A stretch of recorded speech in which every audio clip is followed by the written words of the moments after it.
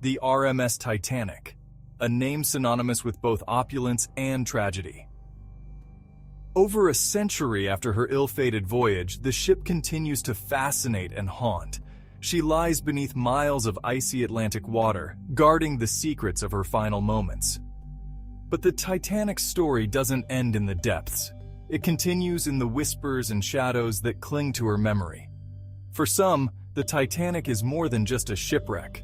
It is a haunted relic, where the veil between the living and the dead seems thin.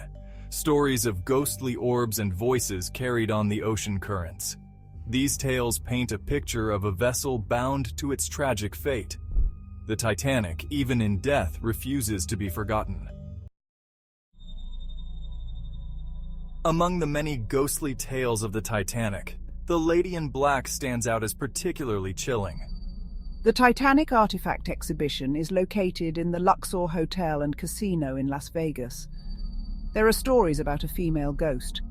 Both employees and guests have reported seeing a mysterious woman in a black period dress with a white collar and her hair in a bun. She is said to haunt the grand staircase. In preparation for the exhibition, a photographer witnessed the woman casually walking down the grand staircase. He was startled because he did not see anyone enter the roped-off area. He thought she was part of the exhibit and offered to photograph her, but she ignored him. As he continued setting up, she suddenly appeared directly behind him. He again offered to take her photograph. Instead of accepting his offer, she disappeared. J. Bruce Ismay was the chairman and managing director of the White Line Star. He was among the survivors of the Titanic. His survival came at a heavy price. Ismay was cleared of blame by the official British inquiry. However, he never recovered from the public backlash. Deeply depressed, he maintained a low profile and never overcame the shame of jumping into a lifeboat. According to family and friends, he continued to torment himself by speculating on how the sinking of the Titanic could have been avoided. My portrait, once a symbol of my ambition and success, became an object of unsettling occurrences. One morning, the staff opened the exhibition and found Ismay's photo on the floor by the entryway, propped against the wall. Surprisingly, the photo was still pristine and undamaged. Perplexed by how the photo was moved during the night, the employees reviewed the surveillance footage. The footage showed the photo shaking on its own and then being taken down and placed against the wall as if by unseen hands. The Titanic Artifact Exhibition at the Luxor is considered to be highly haunted. The exhibit houses over 300 items from the sunken Titanic. Visitors and staff often report overwhelming sensations of being watched or followed. They hear disembodied voices and footsteps. Some feel like they are being poked, touched, and pushed by unseen hands. Additionally, apparitions are said to lurk in the halls and corridors. The attraction's artifact expert, Joe Zimmer, is especially troubled by the spirits. He claims that his hair and clothes are constantly being pulled, followed by the sound of laughter. When he is alone, he hears his name whispered and has even heard a phantom orchestra playing.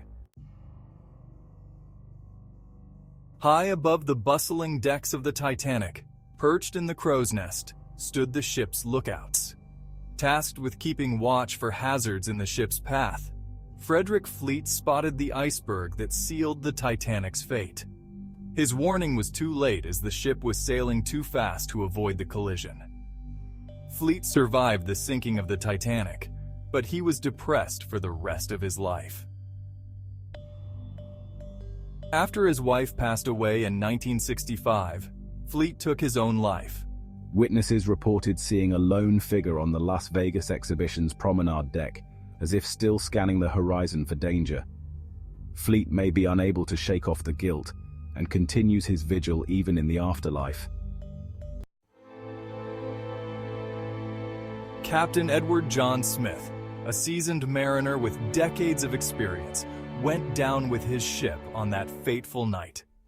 His final moments, marked by courage and a sense of duty, have cemented his place in maritime history. The first appearance of Captain Smith's ghost.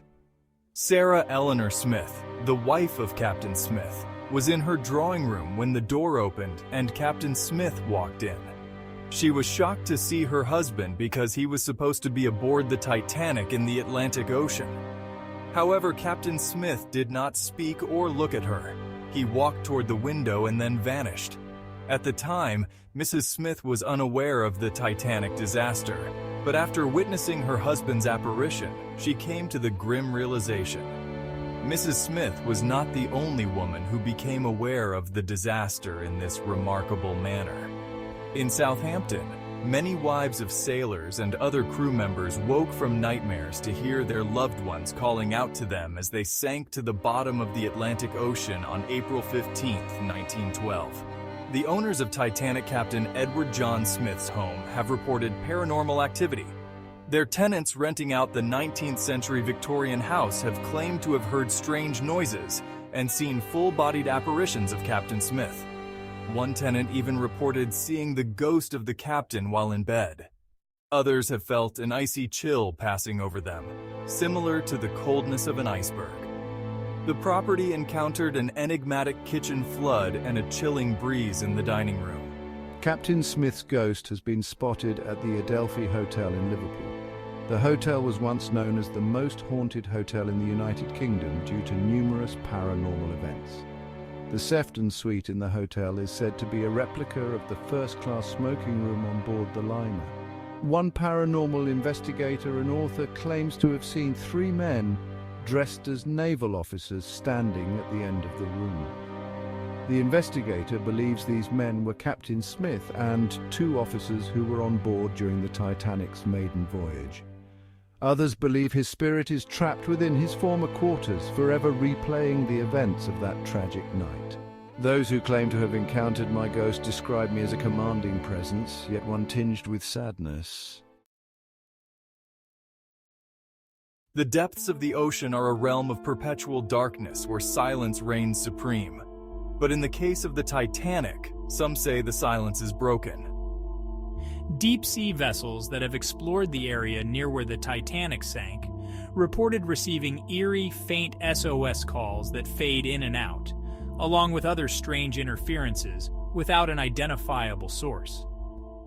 Passenger and cargo ships passing near the wreck site have reported witnessing strange phenomena, including orbs hovering above the water, hearing cries for help, an orchestra playing, and experiencing a sense of dread and unease.